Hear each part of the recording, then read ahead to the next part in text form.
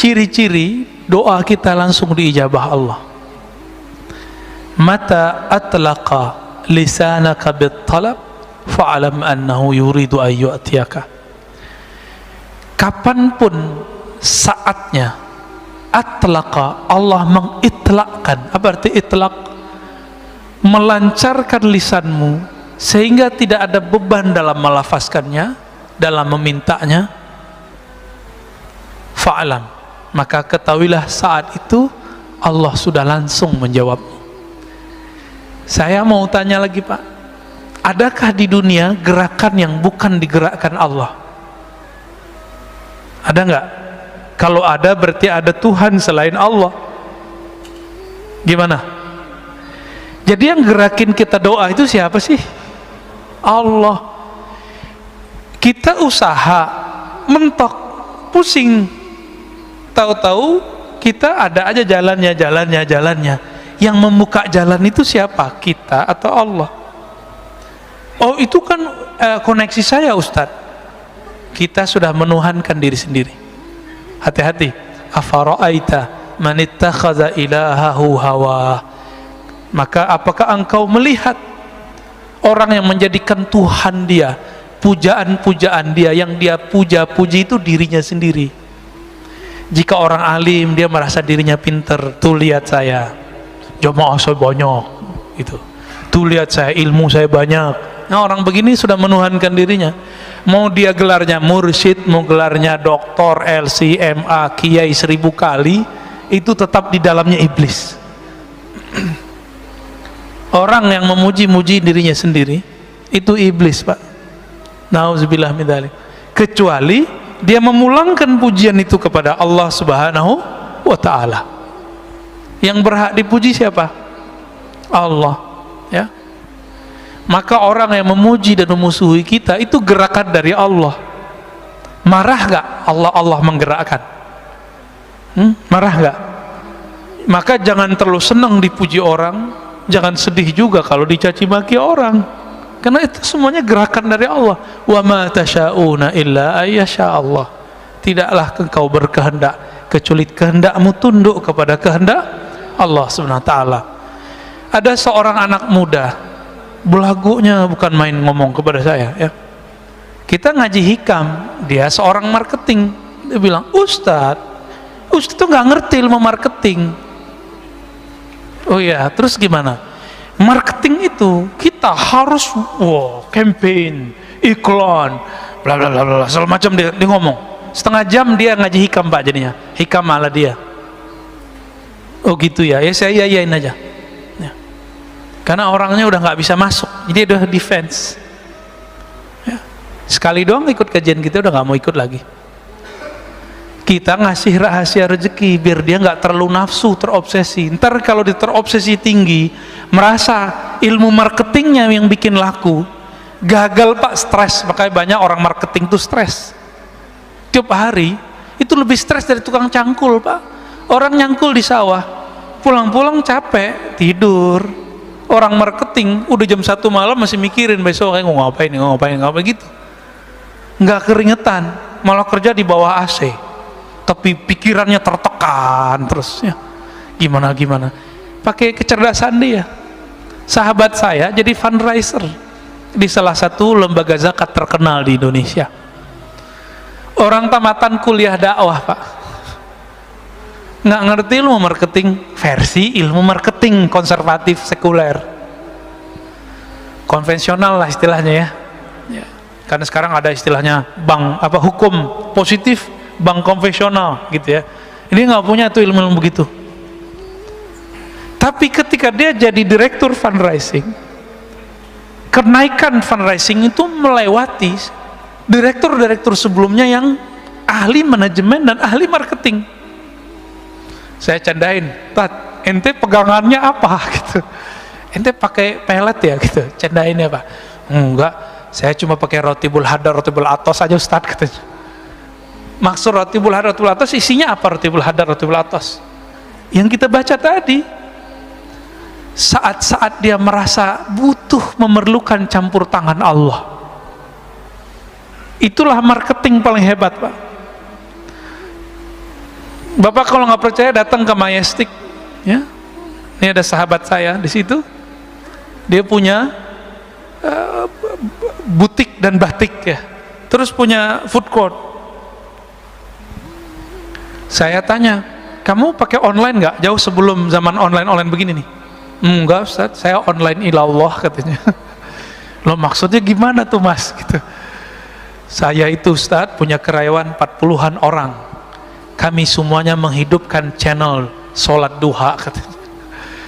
Terus kalau kami doa, orang kan doa, jika ya Allah, jika rezeki kami di langit turunkanlah, di bumi keluarkanlah, jika jauh dekatkanlah, kan begitu. Kalau kami lebih eksplisit Ustaz, jika di langit ya Allah turunkan ke toko kami. Sebutin Pak tokonya. Jika di bumi maka keluarkanlah, antar ke toko kami.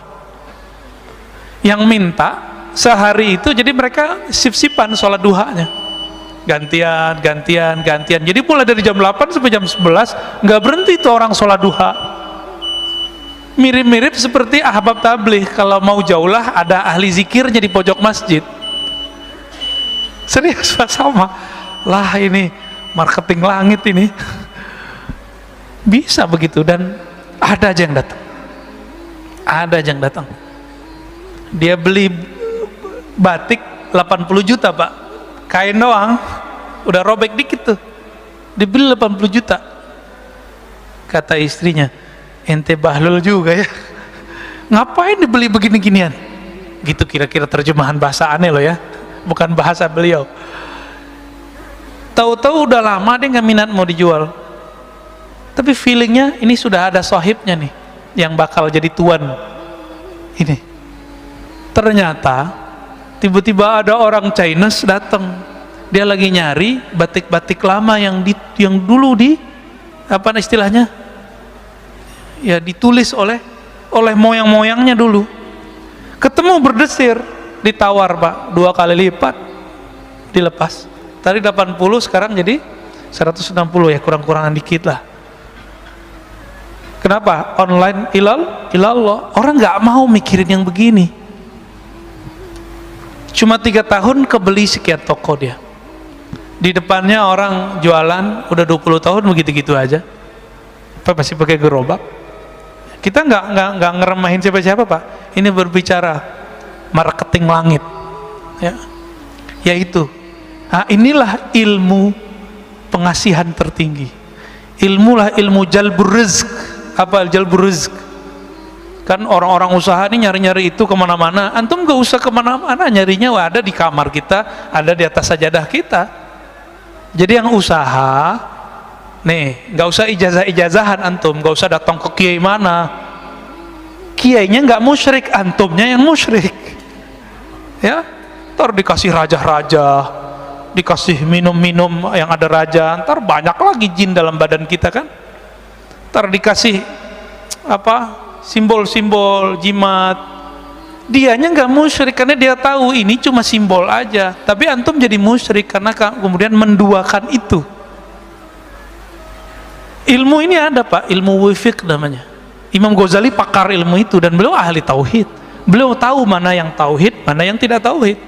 Cuma yang nggak ngerti bilang itu syirik kan. Dia lupa imamnya Ibnu Taimiyah, imamnya Ibnu Qayyim tuh ngerti ilmu ini. Dan Ibnu Qayyim membolehkannya dalam kitab Tibbun Nabawi, menganggapnya sebagai tib nabawi. Tapi dia hilangkan istilah wifiq. Jimat nggak ada istilahnya, istilahnya diganti dengan kaf al-kitabah. Cari Tibbun Nabawi, antum kalau nggak percaya lihat di kitab itu, sudah ada terjemahannya kan, bab kitabah, tulisan gitu judulnya. Malas baca sih ya, dari dulu aneh udah sampein soalnya.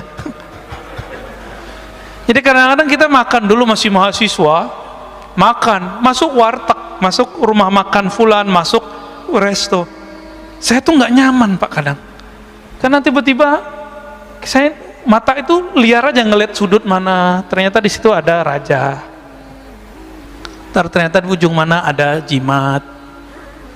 Nah itu bikin nggak nyaman tuh makan di situ, ya. Maka teman-teman praktisi hikmah pun tolong ajari kliennya, muridnya, santrinya tauhid, baru diajarin itu wifi. Kalau enggak usah deh, ntar jadi musyrik ntar ya. Ajarin ini aja nih ya, sholat duha ya, sholat duha. Saya punya guru nih terakhir ya, sebelum tanya jawab. Ada tanya jawab Pak Firman? Ada ya. Guru saya dari remaja umur belasan tahun nggak pernah ninggalin duha Pak. Itu kalau pagi-pagi beliau beli telur atau beli makanan untuk anak-anaknya, kalau belanja di toko kelontong, itu toko itu laku sampai malam Pak. Kenapa? Berkah sholat dia, dimanapun dia jalan diberkahi Allah. Ada dalilnya nggak tuh? Musyrik nggak tuh?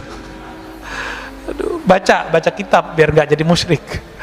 Dalam kitab Ibnu Mubarak, kitab Az-Zuhud, disebutkan bahwa jika ada seorang yang berzikir atau yang berjalan ke majelis ilmu atau berjalan ke masjid Allah, itu bongkahan bumi, debu-debu yang kita injak, dia berkata, wahai tanah di sampingku, saksikan aku diinjak oleh hamba Allah. Senang dia Pak. Jadi kalau dibalik gimana? Kalau kita maksiat di bumi Allah, itu bumi ngutuk-ngutuk kita Pak. Oi, cepetan pergi gitu. Semoga kamu ketahuan. Maka kita ketakutan kalau kita maksiat Pak. Allahumma sholli ala nabiyina Muhammad. Di dalam Al-Quran surat Ali Imran, sebagai ayat pamungkas daripada hikam ini, Allah Subhanahu wa taala berfirman, walaqad nasarakumullah bi badrin wa antum adillah. Sungguh Allah telah membantu kalian bi badrin, saat perang Badar. Pakai bi Pak, bukan pakai fi. Ini campur tangan Allah ini lebih dahsyat. Ini yang ngerti ilmu balaghah, ini faham maksud bi di situ. Wa antum adillah, saat itu kamu merasa hina, merasa lemah, merasa butuh bantuan Allah Subhanahu wa taala. Maka jika berdoa, berdoalah dengan rasa hina. Jika berzikir, berzikirlah dengan merasa rendah diri kepada Allah Subhanahu wa ta'ala. Baik, kira-kira gitu Bapak Saudara Allah. Kalau ada yang mau didiskusikan, mau ditanyakan, tafadhol.